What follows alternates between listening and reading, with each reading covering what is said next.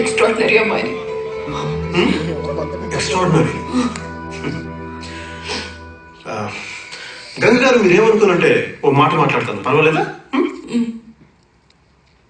ప్రపంచంలో ఉన్న అమ్మాయిలందరూ ఆర్డినరీయే. మాకున్న మోజు వల్ల మీరు ఎక్స్ట్రాడినరీగా కనిపిస్తారు తప్ప చాలా అద్భుతంగా కనపడతారు. తాగేసిన మొత్తంలో చూస్తుంటాం, ఇంకా చాలా అద్భుతంగా కనపడతారు. ఎవరో ఎక్కడైనా పాట రాస్తారు, ఆ పాట విని ఆ లిరిక్స్ మీ గురించి రాస్తారు అనుకుంటాం. కళ్ళకి చిన్న కాలం వచ్చేసాం, కరిగిపోతాం. నడుం దగ్గర చిన్న ఒప్పు చూసి మురిసిపోతాం. చిన్న నవ్వు నవ్వితే చాలు గిల్ల గిల్ల గిల్ల కొట్టేసుకుని తాజ్ మహల్ ఎక్కడ కట్టాలని చెప్పేసి స్థలాలు గిలాలు ఎతికేస్తాం. గంగారు, నాకు అసలు ఒక విషయం చెప్పండి. అమ్మాయిలకి సముద్ర పాలలకి సంబంధం ఏంటండి? చంద్రబాబుకి మీకు మధ్య లింక్ ఏంటండి? మీరు నవ్వితే పండు విన్నలా ఉంటుందా?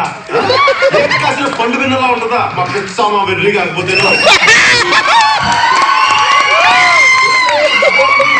పుట్టడం వల్ల మీరు సర్వైవ్ అవుతున్నారు తప్ప నా స్త్రీ నా ఎక్స్ట్రాడినరీ అంటే ఏ స్త్రీ ఎక్స్ట్రాడినరీ కాదు.